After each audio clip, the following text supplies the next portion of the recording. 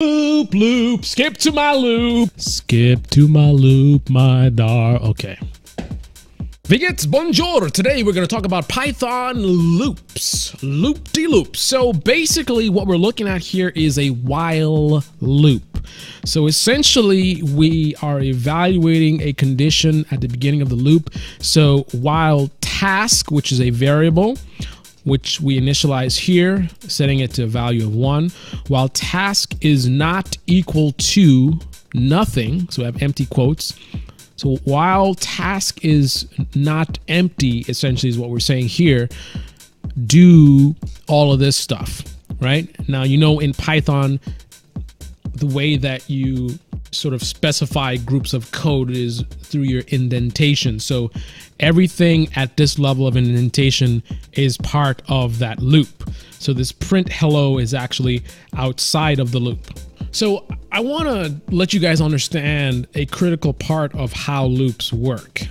So once again, the condition is evaluated, and based on the results of that, the code in this block is going to be executed. And then it comes back up to the top, evaluates again, and then this code is executed. Now it's very important to understand how that works. Because, for example, as long as this variable is not empty, this loop will continue. Now this variable gets set, or rather this variable can be reset at this part of the code.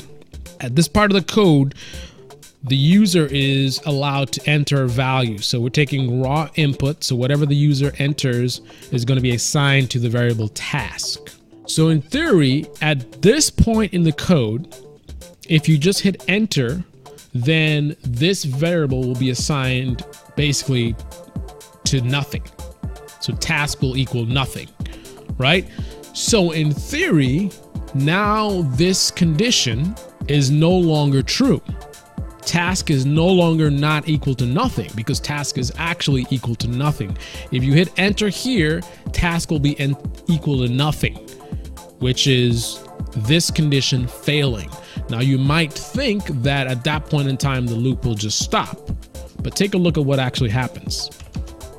All right, so let's run it. We are doing a tutorial.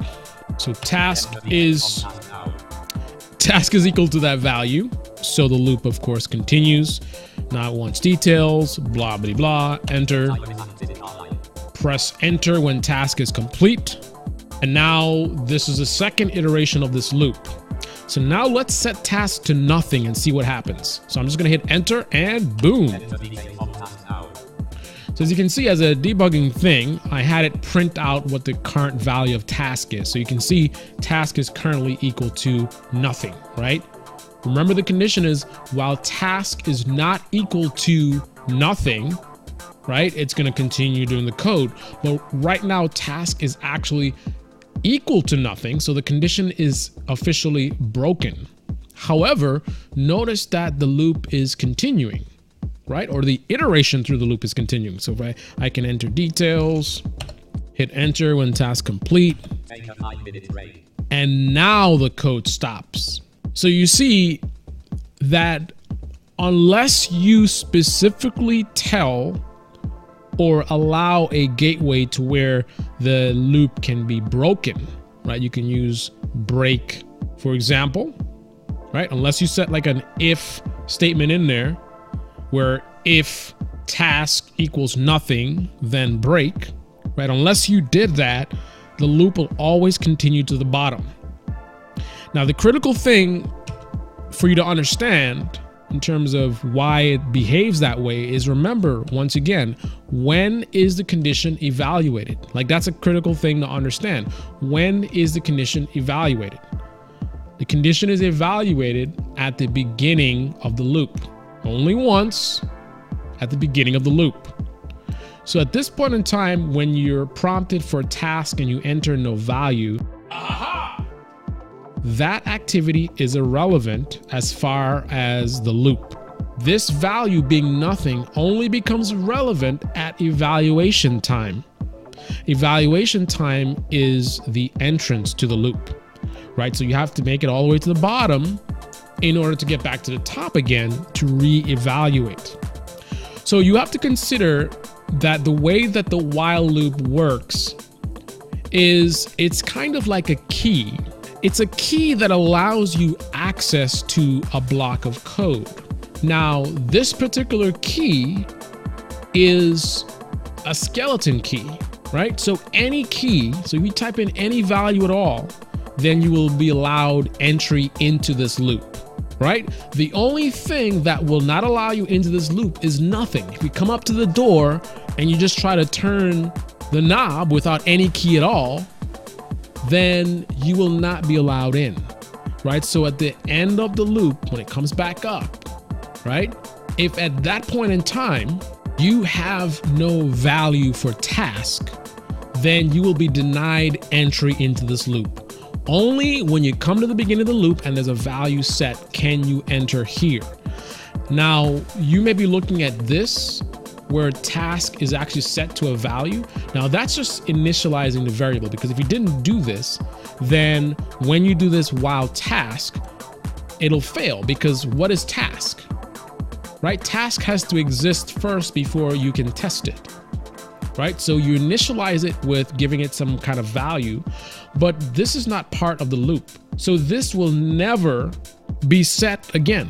Once this is set and you begin the loop, the value of task is going to be controlled only by this part of the code when the user enters a value or doesn't enter a value, right? So at the end of the loop, you're going to come back here. So you're not going to hit this again.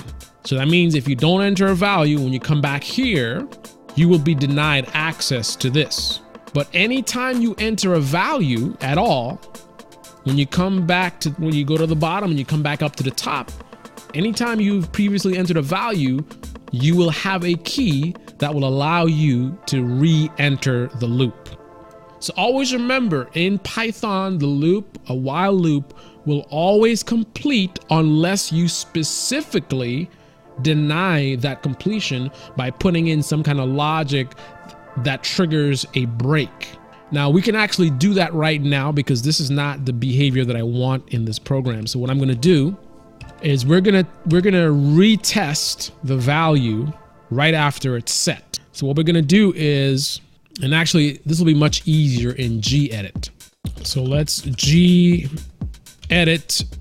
time tracker, and here's our code, and we can actually just borrow this code right here and scroll down to our loop, and then we'll just add a test right after this.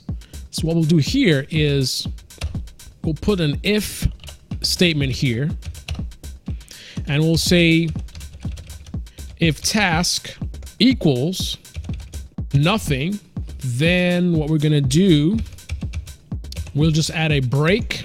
So anytime the value is nothing, it's gonna kill the loop, and then we should be able to just continue. So anytime it's nothing, the loop will be broken. If it's not, then it'll just continue.